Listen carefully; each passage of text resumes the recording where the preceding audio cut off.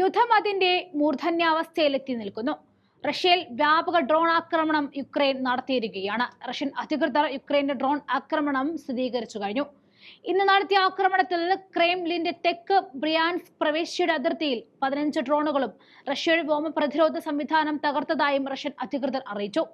മോസ്കോയെ ലക്ഷ്യം വെച്ച 3 ഡ്രോണുകളും പൊഡോലക്സ് നഗരത്തിൽ വെച്ച് തകർത്തതായും മോസ്കോ മേയർ സെർജി സൊബാനിയൻ വ്യക്തമാക്കി.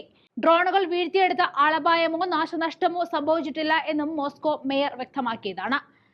ബ്രയാൻസ്കിലും ആളപായമോ നാശനഷ്ടമോ ഉണ്ടായിട്ടില്ല എന്നാണ് പ്രവിശ്യ ഗവർണർ അലക്സാണ്ടർ ബോഗമസ് ടെലഗ്രാമിൽ കുറിച്ചത്. മോസ്കോയുമായി വടക്കൻ അതിർത്തി പങ്കിടുന്ന ടൂള പ്രവിശ്യയിൽ 2 ഉക്രൈൻ ഡ്രോണുകൾ വീഴ്ത്തിയതായിട്ടും റിപ്പോർട്ടിലുണ്ട്. യുക്രൈൻ തൊടുത്തുവിട്ട മിസൈൽ റഷ്യയുടെ തെക്ക് പടിഞ്ഞാറൻ പ്രവിശ്യയായ റസ്തോവിൽ വ്യോമ പ്രതിരോധ സംവിധാനം തകർത്തതായും ഗവർണർ വാസിലി ഗലുബോവ് വ്യക്തമാക്കി.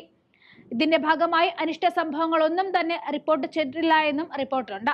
റഷ്യയിലേക്ക് യുക്രൈൻ എത്ര ഡ്രോണുകളും മിസൈലുകളും തൊടുത്തു എന്ന നിലയിലുള്ള സ്ഥിരീകരണം ഇല്ല എന്നാണ് റിപ്പോർട്ടുകൾ സൂചിപ്പിക്കുന്നത്.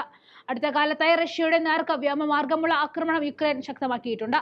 റഷ്യയുടെ യുദ്ധ നീക്കത്തിന് കരുത്താകുന്ന സംവിധാനങ്ങളെ തകർക്കുക എന്നതാണ് ആക്രമണം കൊണ്ട് ലക്ഷ്യം വെക്കുന്നതെന്നാണ് യുക്രൈൻ വിശദീകരണം.